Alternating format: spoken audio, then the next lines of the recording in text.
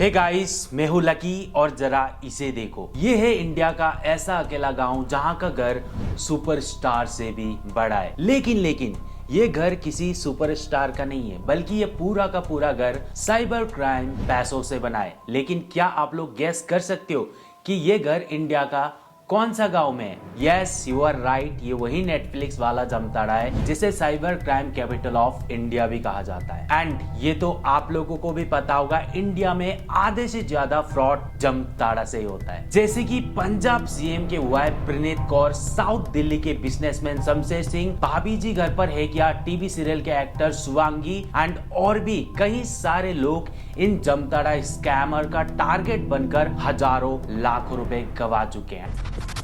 And सबसे important बात तो ये है कि ये सारे वेल एजुकेटेड लोग थे जिनके साथ फ्रॉड हुआ। एंड ये फ्रॉड जामताड़ा के कुछ स्कूल ड्रॉप आउट स्कैमर्स ने किया है। लेकिन क्या कोई 10 भी फेल स्कैमर्स इतना बड़ा फ्रॉड कर सकता है, वो भी वेल एजुकेटेड लोगों के साथ? नहीं, राइट। लेकिन जितने भी बड़े इंडिया पर फ्रॉड होते हैं वो जामताड़ा से होते हैं। एंड उसी पैसों से जामताड़ा के कुछ स्कूल ड्रॉप आउट स्कैमर्स ने जामताड़ा पर कई सारे घर बनाया है, जिस पर कई सारे expensive remote control gate, sensor से चलने वाले दरवाजे, voice command light and security guard तक देखने को मिल जाएगा। एंड इतना ही नहीं, अगर आप जामताड़ा का पुलिस स्टेशन पर जाओगे तो वहां पर जब्त किए गए साइबर मनी से खरीदे हुए एसयूवीज का लंबा लाइन दिखेगा। लेकिन इतने से छोटे गांव में आखिर इतना एक्सपेंसिव घर एंड गाड़ी आ कहां से रहा है? वेल, आइए इस जामताड़ा स्कैमर को थोड़ा डिटेल्स में समझते हैं। एक्चुअली जब पुलिस वालों ने जामताड़ा का एक मास्टरमाइंड स्कैमर योगल मंडल को अरेस्ट किया तो पता चला कि उसका गांव में एक बहुत ही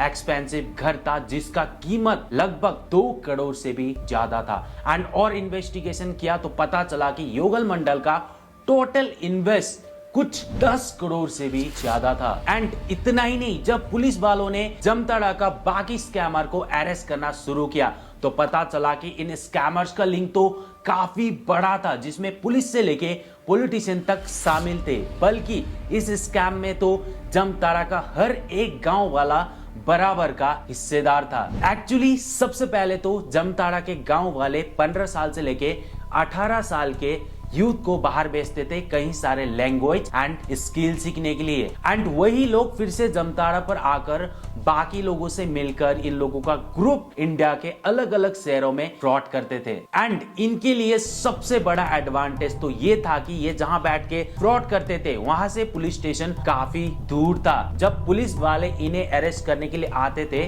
तो ये स्कैमर पहले से अलर्ट होके वहां से फरार हो जाते थे। एंड दूसरा एडवांटेज ये था कि इनके ग्रुप पर आधे से ज्यादा स्कैमर 18 साल से छोटे होते थे। एंड अगर पुलिस वालों ने इन्हें अरेस्ट भी कर लिया तो इन पर कार्रवाई करना बहुत ही मुश्किल हो जाता था। एंड इतना ही नहीं, बल्कि इनके लोकल एमएलए तक इन साइबर क्रिमिनल को ओपन सपोर्ट देते थे, बल्कि ऐसा बयान देकर, अगर हमारा आदमी इतना होशियार है तो इसमें पुलिस वालों को क्या आपत्ति है? अगर दूसरे स्टेट के लोगों को चीट करके हमारे स्टेट में पैसा आ रहा है तो इसमें प्रॉब्लम ही क्या है? एक्चुअली गाइस, मेरा कहने का मतलब ये है कि जामताड़ा का हर एक गांव वाला इस साइबर क्राइम का हिस्सा है। क्योंकि काफी बार ऐसा हुआ है, जब भी पुलिस वाले इन गांव में रेड मारने के लिए जाते थे तो ये गांव वाले ईंट पत्थर दिखाकर उन्हें वापस भेज देते थे, क्योंकि साइबर क्राइम से आ रहा पैसों से गांव का बहुत ही हेल्प होता था। और इसीलिए इन स्कैमर को गांव वाले काफी इज्जत भी देते थे। बिल्कुल ऐसे ही जामताड़ा का एक top mastermind scammer Ram Kumar Mandal को तो पूरा गांव वाले मास्टर जी कहकर बुलाते थे। एंड जब पुलिस वालों ने राम कुमार मंडल को अरेस्ट किया तो पता चला कि इसने 200 से भी ज्यादा गांव वाले को ट्रेन कर कर अपना एक बहुत बड़ा ग्रुप बना लिया था। एंड राम कुमार मंडल को भी अरेस्ट करना मुश्किल ही नहीं, नामुमकिन था, क्योंकि उसे भी हमेशा से ही पुलिस आने से पहले ही खबर मिल जाता था। लेकिन एक दिन पुलिस और साइबर सेल के एक अधिकारी फुल प्रूफ प्लान के साथ उसे अरेस्ट करने निकल पड़े। लेकिन पुलिस वालों को पता था कि अगर वो गाड़ी पर गए तो फिर से राम कुमार अलर्ट होके वहां से फरार हो जाएगा। सो सीरियसली गाइस, आप लोग मानोगे नहीं, पुलिस वाले 50 किलोमीटर तक जंगल के बीच से पैदल चल के गए एंड फाइनली उन्होंने राम कुमार मंडल को अरेस्ट कर लिया। एंड जब पुलिस वालों ने इन्वेस्टिगेशन किया तो पता चला कि राम कुमार मंडल तो 10वीं फेल था एंड वो एक मोबाइल रिपेयरिंग शॉप पर काम करता था एंड 2016 तक वो किसी गांव के एक झोपड़ी पर रहता था। लेकिन 2016 के बाद उसने साइबर क्राइम से इतना पैसा कमा लिया था कि उसने गांव पर एक बहुत ही बड़ा 3000 स्क्वायर फीट का घर तक बना लिया था और उसका 20 अलग अलग अकाउंट था जिनमें से पुलिस वालों ने टोटल 60 लाख रुपए बरामद किए। एंड इतना ही नहीं, उसने बाकी पैसा गोल्ड एंड सिल्वर ज्वेलरी पे इन्वेस्ट करके रखा था। एंड जब पुलिस वालों ने और इन्वेस्टिगेशन किया तो पता चला कि उसका लिंक तो मिलिटेंट माओइस्ट ग्रुप के साथ भी था। सबसे इंपॉर्टेंट बात तो ये था कि आखिर ये जमताड़ा के 10वीं फेल स्कैमर्स इतना बड़ा फ्रॉड कैसे कर लेते हैं, वो भी वेल एजुकेटेड लोगों के साथ। वेल इसका सिंपल रीजन है जमताड़ा का मास्टरमाइंड स्कैम मॉडल,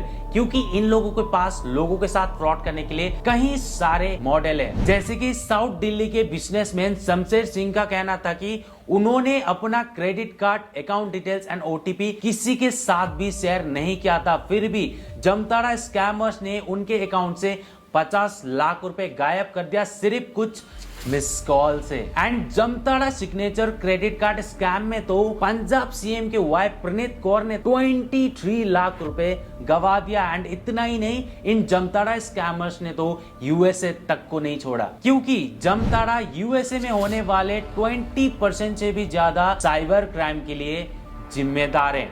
और यूएसए में स्कैम करके इन इंडियन स्कैमर ने आज तक टोटल $3 बिलियन यानी कि 25,000 करोड़ से भी ज्यादा फ्रॉड कर लिया है। एंड इतना कुछ होने के बाद फाइनली पुलिस ने जमताड़ा स्कैमर्स के ऊपर एक्शन लेना शुरू कर दिया है। इसी तरह जमताड़ा पुलिस ने total 100 criminal, 700 mobile phone, 900 SIM card, 160 ATM card, 10 four wheeler and 90 two wheeler जब्त कर लिया है। एंड दो सबसे इंपॉर्टेंट स्कैम जो अभी जमताड़ा स्कैमर कर रहे हैं, एंड इस स्कैम में आपको कभी भी नहीं पड़ना है, क्योंकि इस स्कैम में पढ़कर काफी सारे लोगों ने अपना जान तक गवा दिया है। पहला स्टैंड लोन स्कैम एंड दूसरा वीडियो कॉल स्कैम। एंड इसी स्कैमर का टारगेट बनकर तमिलनाडु के 23 years old boy and Andhra Pradesh के मैरिड कपल एंड और भी कई सारे लोग इन जमताड़ा स्कैमर का टारगेट बनकर अपना जान तक गवा चुके हैं। सो गाइस, ये सब सुनने के बाद आप लोगों को ये तो समझ में आ गया होगा कि ये जमताड़ा स्कैमर्स कितना डेंजर हैं। So please guys, in Jamtara scammer का चक्कर में कभी भी मत पड़ना। सो गाइस, आज के लिए बस इतना ही। Thanks for watching this video. मैं मिलता हूं आपको अगली वीडियो पे, तब तक के लिए जय हिंद।